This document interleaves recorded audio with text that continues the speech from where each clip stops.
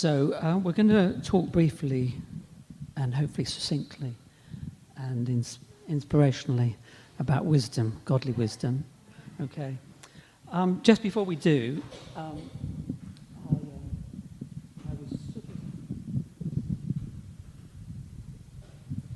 I just wanted to share a verse, Isaiah 41 verse 10. This has nothing to do with wisdom, actually.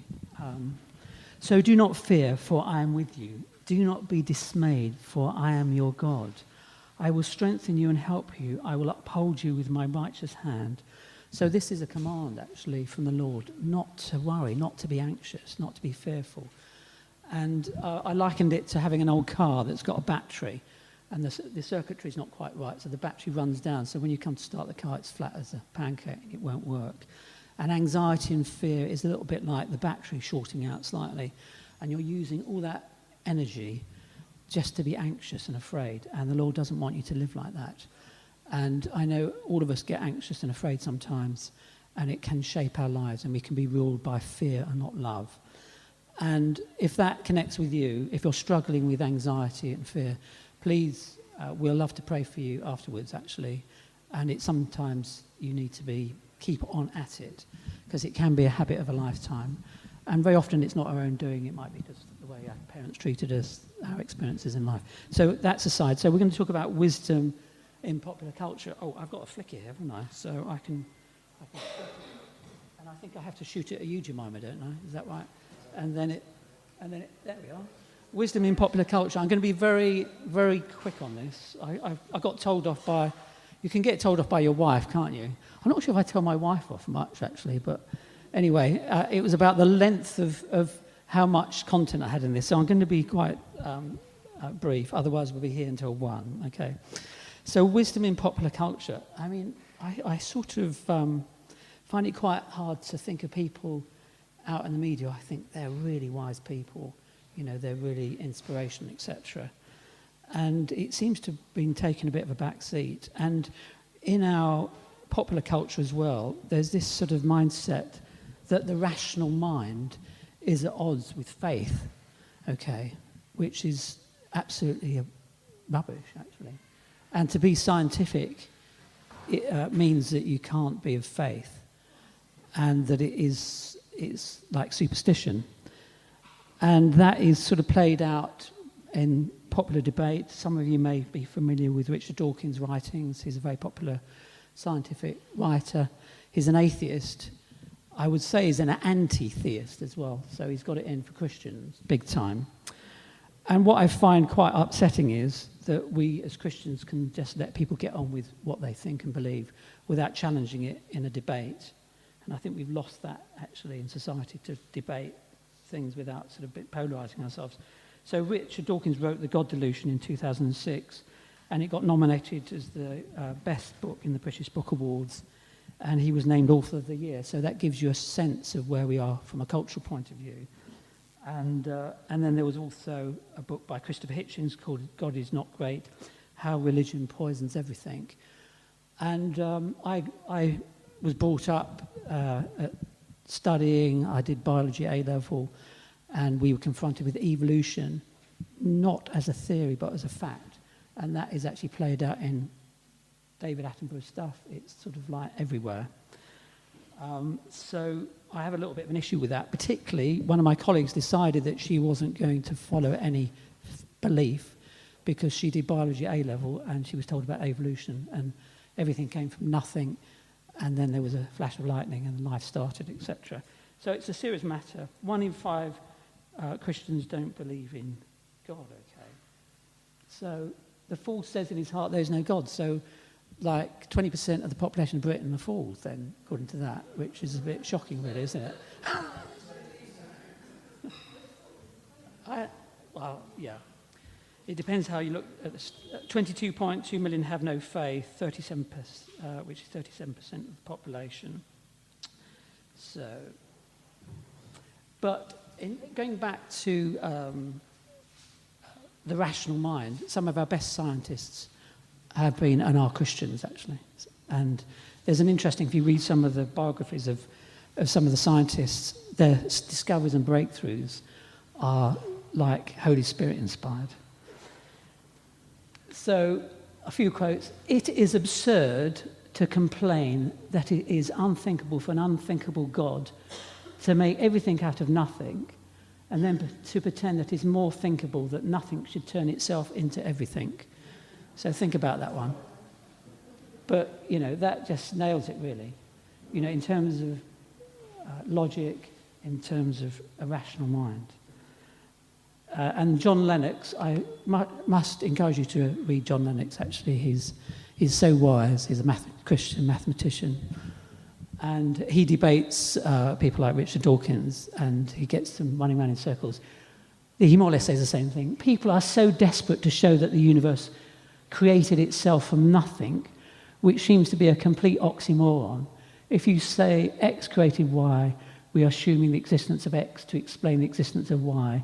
Which demonstrates that nonsense remains nonsense, even if high-powered scientists utter it. So, okay.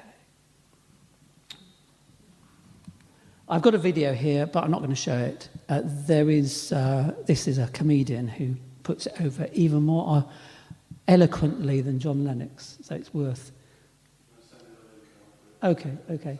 There is a slightly rude version, which is much better, but this is the edited one. So if you want to watch it on YouTube in the comfort of your home, go for the Peter Holmes, God versus Nothing, okay? But it's interesting how humour can actually get to the truth of a matter in a very quick manner. So characteristics of godly wisdom. I made a list here. It's obviously not exhaustive, but I thought I'd make a start, and I won't read them all out, but I think humility and holiness are like key ones, really. We see great characteristics in people and think, oh, they're a very wise person. The perfect model is Jesus, obviously.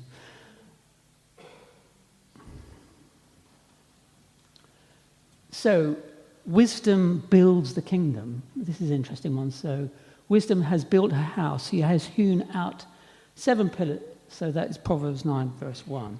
So what's that all about? There's been lots of theological discussions about what each pillar is. And it seems to vary depending on what theologian and what commentary and what have you look at. But I would like to suggest that the nature of wisdom is to build, it's to be productive, it's to be creative, it's to produce, it's to be entrepreneurial, it's to do something with your life, to be a creator rather than a consumer. And then through that comes greater responsibility. And I think that is a key message. I did a little bit of a brainstorm about who I thought were wise people in my life. And unfortunately, a lot of them are dead, and a lot of them are writers and theologians, but a few of them are alive. I named Jill Webber, one of them, actually. She's Lectio 365 person. I don't think she's doing it now, but she used to do this message, and I just thought she's really got a lot of insight in a way that a lot of people haven't. I include Alistair McGrath, who's alive as a theologian scientist, John Lennox, who's a mathematician, Richard Foster, David Watson, C.S. Lewis, George MacDonald, Selwyn Hughes. And I also include Derek Prince. I don't know if you've heard of Derek Prince. So he died in 2003, okay? He's got a very interesting life story to tell. But I thought it'd be quite interesting to look at his life from a wisdom point of view, okay? So he died in 2003. Derek Prince Ministries still carries on in 45 countries over the planet, okay? So the message there is that wisdom builds the kingdom. People of wisdom build the kingdom, and it's very difficult to knock it down, for the world to knock it down. Another interesting characteristic of Derek Prince is he effectively spent 8 years of his 80-plus year life fasting. So he fasted for 3,000 days over the course of his life. So that's an interesting thing. So he spent 10% of his life listening to God about his life, and he created all this great stuff across the planet, changing people's lives. The gift of wisdom. So it's not just for the elite, it's not just for the intellectual, it's for everyone. This is the best gift to have. Wisdom enables one to judge divine things and earthly things in relation to God.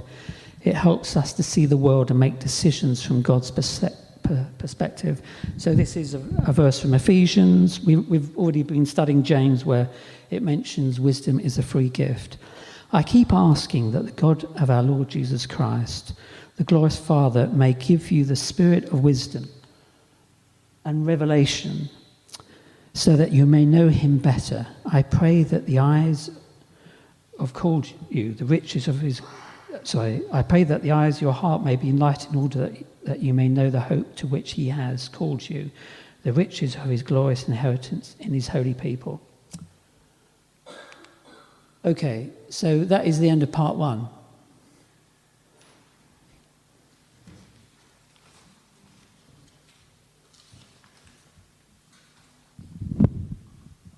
Thank you, David. The right button, okay. So that was quite interesting, thinking about wisdom in terms of our culture today, and also just thinking about all the wisdom that is in Proverbs and how long ago that was written, and where we've come to today. So I just thought I would have a look at a couple of parables to see what Jesus had to say about wisdom. And I will read from my script as well. I like to make sure that I've got everything, I haven't forgotten anything. So the interesting thing about parables is that they are layered with meanings, and they can speak to people on an allegorical level or a metaphorical level, and they're layered with meanings.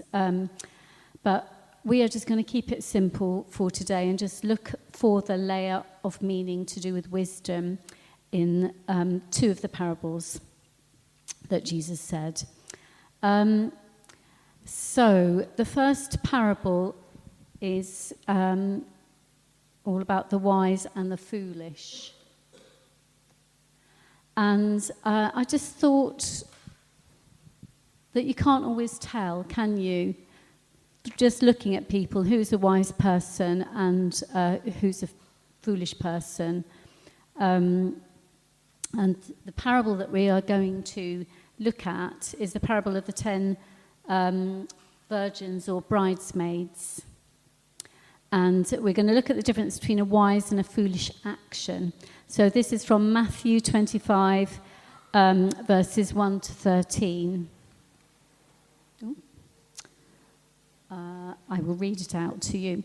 So at that time, the kingdom of heaven will be like 10 virgins who took their lamps and went out to meet the bridegroom.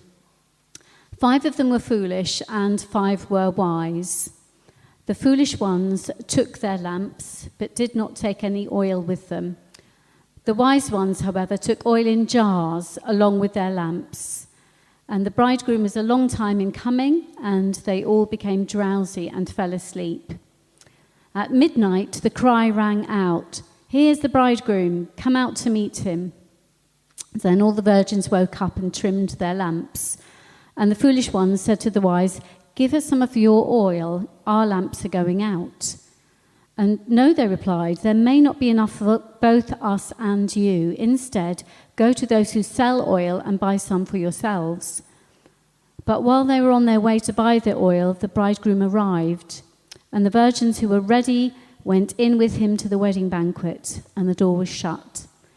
Later, the others also came. "Lord, Lord," they said, "open the door for us." But he replied, "Truly, I tell you, I don't know you. Therefore, keep watch, because you do not know the day or the hour." So here we have a lovely picture of the 10 bridesmaids, and looking at it, you can't tell which ones are the 5 foolish ones and which are the 5 wise ones. They're all beautifully presented, as bridesmaids are, all in colour-coordinated beautiful dresses, and their hair is done, and they are all holding their lamps. because their job on this day is to light the way of the groom when the groom arrives.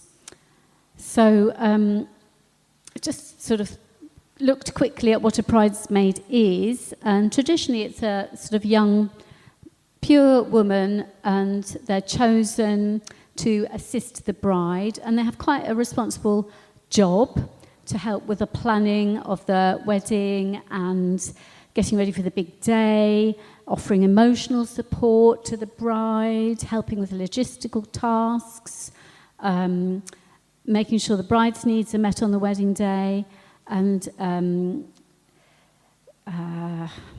helping with the planning, pre-wedding events, getting the dress, being a team player. There's a team of 10 there. And on the wedding day, they're helping to get the bride ready, being supportive, encouraging, help to create a joyful and celebratory atmosphere, assisting with the ceremony and walking down the aisle. And in this instance, in this parable, their main job is to light the way of the groom so that the groom knows where the groom is going, and so that the groom can see the bride as well. That's why they've got the lamps. So it's quite an important job, so that they would have been chosen carefully. And they all seem to have been aware of the importance of arriving on time, and they would have all had the same duties, and they would have all had their lamps to light the way.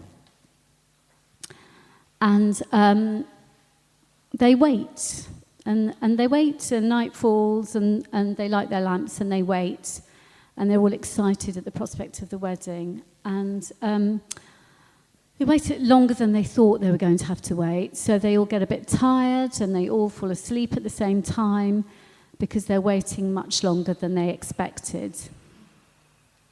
But they all wake up when they eventually hear the cry that the bridegroom's arrival is imminent. So they all trim their lamps. So I've got a lamp here. It's not quite the same shape as the lamp that they would have had, but it's got a wick. So this oil lamp has oil inside here, and this is the wick. And the wick comes out of the top, and this one is already trimmed, because if the wick is too long, the light flares. So if you remember, they had their lamps on a lot of the night, and they're just trimming their wicks now to get ready for the groom. And what happens is 5 of them realise that they haven't got enough oil left, and 5 of them have been really sensible, and they have brought extra oil for their lamps. So the first thing they think of is, well, can you give us some of your oil so that we can light our lamps? And the other 5 think about it and say, well, if we give you some of our oil, our lamps are not going to last. We're not going to be able to light the way of the groom because our lamps are going to go out. So actually, no, you haven't brought extra oil. We can't do that. And so the other 5 say, okay, fair enough. What should we do? So the other 5 say, well, why don't you go out and buy some extra oil? So they say, okay, bearing in mind it's midnight and shops are not really going to be open at that time of day, but they quickly nip out to try and get some more oil for their lamps. And while they're out, the bridegroom arrives. So the 5 with the lamps light the way of the bridegroom. And the other 5 come back. We don't know whether they've managed to buy oil or not, but by the time they arrive, the wedding is in full swing and the door is shut, and they miss out on the event. So what marks the distinction here is preparation and taking into account the unknown, spending a bit of time thinking about what is needed instead of just getting caught up in the excitement of the event. And probably most of us know ourselves as wise in some context and foolish in others. So on an imaginary scale of readiness, some people are more likely to prepare for every eventuality, but most of us vary from context to context. So this is just a little preparation for the camp. The weather forecast looks great, but bring wet weather gear just in case. Be prepared. Be wise. So that is our first story about wisdom.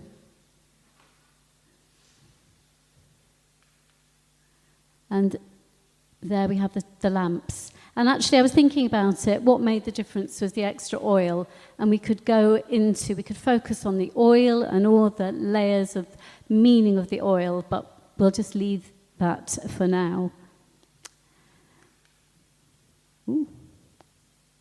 So, our next parable is building wisdom. And just going back to Proverbs here, the way of fools seems right to them, but the wise listen to advice. So in Matthew 7, verses 24 to 27, Jesus tells us the story of two builders. And I'll read it out.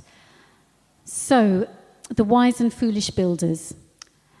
Therefore, everyone who hears these words of mine and puts them into practice is like a wise man who built his house on the rock.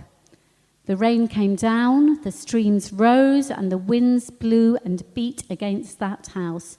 Yet it did not fall, because it had its foundations on the rock. But everyone who hears these words of mine and does not put them into practice is like a foolish man who built his house on sand. The rain came down, the streams rose, and the winds blew and beat against that house, and it fell with a great crash.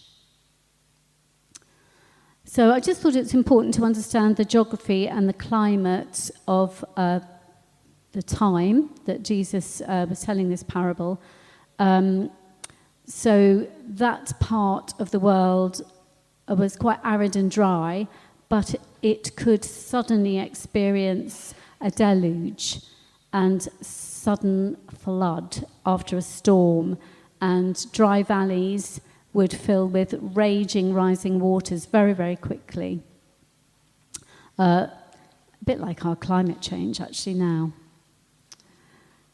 So just thinking about foundations here, David and I live in a Victorian house, and our foundations of our house are about 18 inches or 40 centimetres. And when the buses go by on Plantagenet Road, our house shakes and rattles. I think there was one occasion, one night, I thought we'd even had an earthquake. The wardrobes were rattling. And we've got an extension out the back. And when we had our extension built, the regulations insisted that we had 1.7 metres of concrete foundations because we are on a highly shrinkable clay. And so our extension is rock solid. And it's probably similar with the Merryweathers. Our builder had to dig down, and he did it, I think he had a little machine, but he was a builder operating on his own. And he had to dig down through the clay and shore up the sides of the foundation and the trench before filling it with concrete. As opposed to the Victorian builders just sticking down 18 inches. So no guesses as to which foundation would have been easier to construct and quicker to construct. So, at the base of any strong building lies a carefully planned, deeply dug and well-constructed foundation. So I'll show you. Here we go. This is a bit of an extreme example of a house built on a rock. And I'm not sure if it's real. It might be an AI image, I'm not sure. But it's a house built to withstand weather conditions, flash floods and storms, and rising tide. Whilst this concept is obvious to us, it's extraordinary to see how often people try to build their lives on little else than crumbling slabs of debris or sand or even rubble. And in all aspects of life, career, family and relationships, it seems as though we try to build a tower of strength without first making sure that we have a solid foundation on which to build. So for some reason, we assume that if we just keep adding bricks, the structure will grow stronger and we'll never need to address the core issue of our needing bedrock. So if we lack a solid foundation when hard times come and raging rivers come along, we'll have no bedrock on which to stand. And those boulders that we spent years stacking precariously will tumble. And I think Jesus knew that some of his listeners would have been attracted to an already prepared level surface of sand rather than somewhere that required excavation to reach the bedrock. And as humans, we often choose what looks easiest on the surface. But after enduring seasonal floods, that building there would be nothing left of it. Interestingly, David had a colleague who had a holiday chalet on the Norfolk coast, and there was a storm, and he came to work with one of the newspapers, and on the front page of The Guardian was his chalet falling into the North Sea, a bit like this. Nothing he could do about it. So,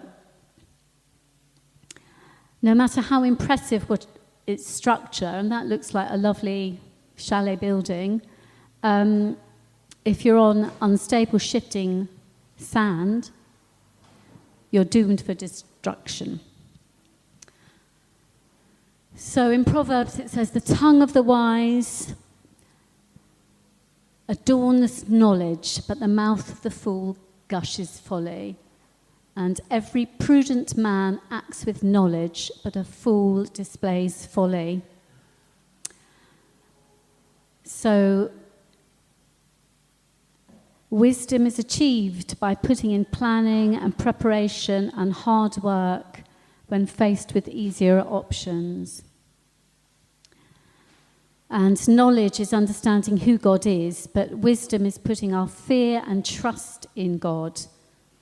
Knowledge is to have an understanding of the Word of God, and wisdom is to walk in those truths each day. And going back to Proverbs, in chapter 18, verse 15, it says, an intelligent heart acquires knowledge, and the ear of the wise seeks knowledge. So don't you want an intelligent heart? I just thought, what a great phrase. An intelligent heart humbly seeks knowledge and admits that there's lots of things that I don't know and areas I need to grow in. And it's wise to acquire knowledge, and the right kind of knowledge based on God's truth. So the ear of the wise seeks knowledge, listening out for it, being open to instruction. So, what can we learn from Jesus' teachings about wisdom? So,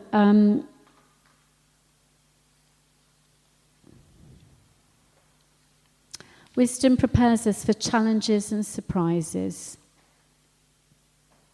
Like the wise man who built his house on the rock, or the bridesmaids who brought more than enough oil, wisdom keeps us from being left high and dry during the challenges of life. And when wisdom guides our lives, we aren't just living for our immediate wants and desires, but thinking about what will serve us well in the future. The house on the rock will be there a long time for us to dwell in. Wisdom helps us grow The choices we make about the situations we put ourselves in or the company we keep can have a huge impact on our lives. When we allow wisdom to shape our surroundings, we set ourselves up for growth. And I know Jenny mentioned the owl last week, and I was thinking a little bit more, why do we associate the image of an owl with wisdom, the wise old owl?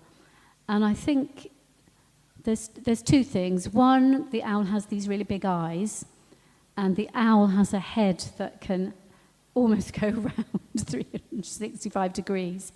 So it's about being watchful and being sensitive and mindful and alert to what is happening and informing our choices. And the seeking knowledge, informing ourselves and checking in with others, like the teamwork, like the 5 bridesmaids who made sure they all had extra oil with them. So I just would like us all to say this hymn together. It's a very old hymn, as a sort of communal prayer before we have our final worship. And I've just chosen 3 verses of this hymn. And some of you may know the tune. It might be difficult to keep the tune out of your head while you're saying it. But dear Lord and Father of mankind, forgive our foolish ways. Reclothe us in our rightful mind. In purer lives thy service find. In deeper reverence praise. Drop thy still dews of quietness till all our strivings cease. Take from our souls the strain and stress, and let our ordered lives confess the beauty of thy peace. Breathe through the heats of our desire, thy coolness and thy balm. Let sense be dumb, let flesh retire. Speak through the earthquake, wind and fire, O still small voice of calm. Amen.